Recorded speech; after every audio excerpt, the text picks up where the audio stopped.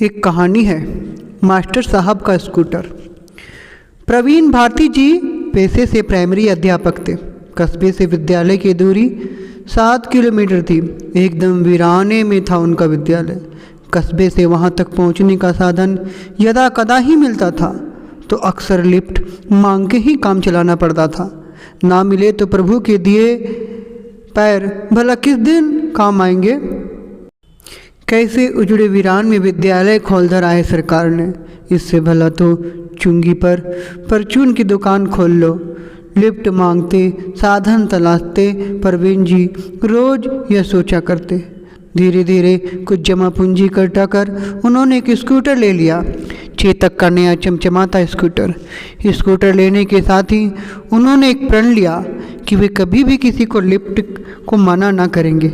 आखिर वे जानते थे कि जब कोई लिफ्ट को मना करे तो कितनी शर्मिंदगी महसूस होती है। अब प्रवीण जी रोज अपने चमचमाते स्कूटर से विद्यालय जाते। रोज कोई न कोई उनके साथ जाता। लौटते में कोई न कोई मिल ही जाता।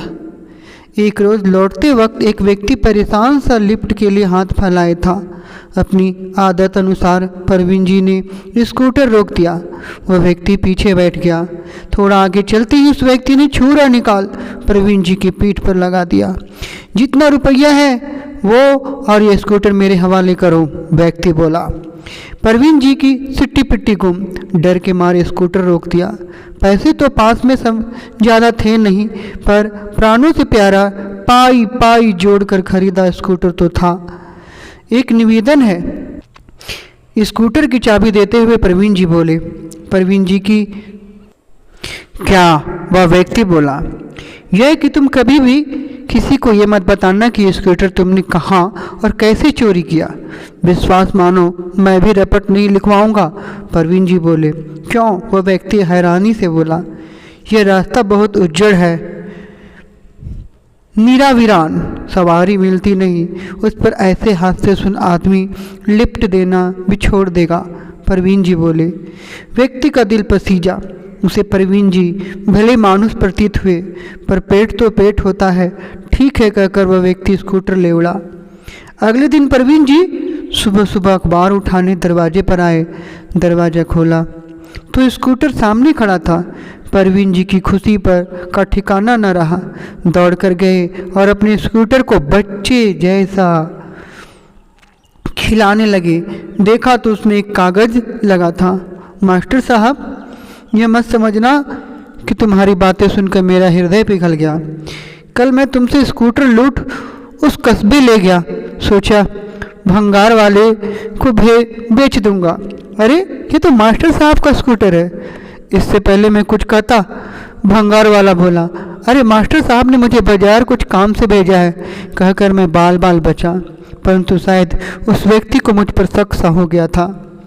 फिर मैं एक हलवाई की दुकान गया। जोरदार भूख लगी थी तो कुछ सामान ले लिया। अरे ये मास्टर साहब का स्कूटर है। वो हलवाई भी बोल पड़ा, हाँ उन्हीं के लिए तो सामान ले रहा हूँ। घर में कुछ मेहमान आए हुए हैं, कहकर मैं तेजी से वहाँ से बचा। फिर मैंने सोचा कस्बे से बाहर जाकर कहीं इसे बेचता हूँ। शहर के नाके पर एक पुलिस वाले ने मुझे पकड़ लिया। और कहाँ जा रहे हो? मास्टर साहब का स्कूटर तुम्हारे पास कैसे? वो मुझ पर घुर्राया। किसी तरह उससे भी बहाना बनाया। हे मास्टर साहब, तुम्हारा स्कूटर है यह अमिताभ बच्चन, सब इसे पहचानते हैं। आपकी अमानत मैं आपके हवाले कर रहा हूँ। इसे बेचने की ना मुझ में शक्ति बची है ना हौसला। आपको जो तकलीफ हुई उस एवज में स्कूटर का टैंक फुल करा दिया है। पत्र पढ़ प्रवीण जी मुस्कुरा दिए और बोले, कर भला तो हो भला।